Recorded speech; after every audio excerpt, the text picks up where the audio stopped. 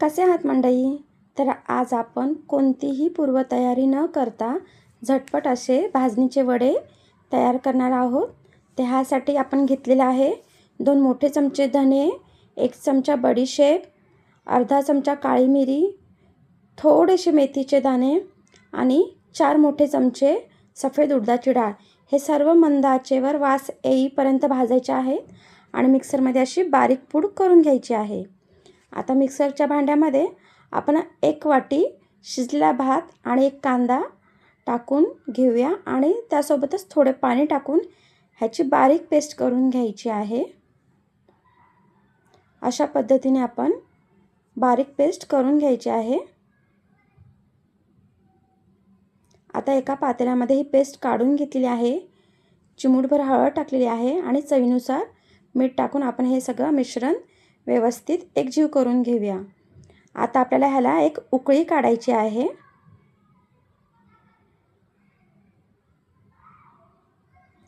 आता ताटामध्ये आपण 2 वाटी तांदळाचं पीठ घेतलेलं आहे. ह्यामध्ये आता आपण जी पावडर बनवली होती ती पावडर आपण टाकून घेऊया.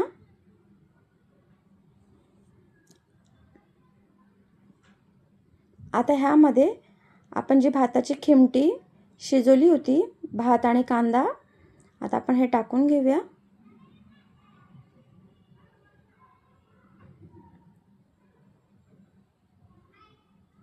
चमच्याच्या साहाय्याने आपण हे व्यवस्थित पीठ मिक्स करून घेऊया. पीठ गरम असल्यामुळे आपण हाताने मळू शकत नाही. 5 मिनिटं आपण हे पीठ सगळं व्यवस्थित मिक्स करून घेऊया. 5 ते 10 मिनिटानंतर आपलं पीठ थंड झालेलं आहे. थंड म्हणजे असं कोमट हाताला लागेल. आता आपण हाताने हे पीठ मळून घेऊया. जर गरज लागली पीठ मळायला पाण्याची तर कोमट पाणी वापरा. अशा पद्धतीने हा गोळा तयार करून घ्यायचा आहे. मऊसर गोळा मळून घ्यायचा आहे. जर तुम्ही रात्रीच्याला हे पीठ करणार असाल तर थोडं घट्टसर ठेवा आणि लगेच जर वडे करणार असाल तर पीठ मऊसर मळून घ्या. पीठ मळल्यानंतर आपण 1 तास पीठ भिजण्याकरिता बाजूला ठेवून देऊया. आता रुमाल हा ओला करून घ्यायचा आहे आणि छोटासा गोळा करून असा हाताच्या बोटाच्या साहाय्याने आपण हा थापून घेऊया.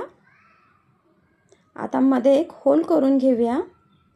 जर होल नसेल करायचा तर असेही वडे तळू शकता. तुम्ही बघू शकता अलगद आपला वडा निघालेला आहे. आता कडकडीत तेलामध्ये हा वडा तळून घ्यायचा आहे. दोन्ही बाजूनी सोनेरी रंग येईपर्यंत हा वडा तळून घ्यायचा आहे. अगदी कोणतीही तयारी न करता 15 ते 20 मिनिटांमध्ये आपले हे भाजणीचे वडे तयार होतात. तर ह्या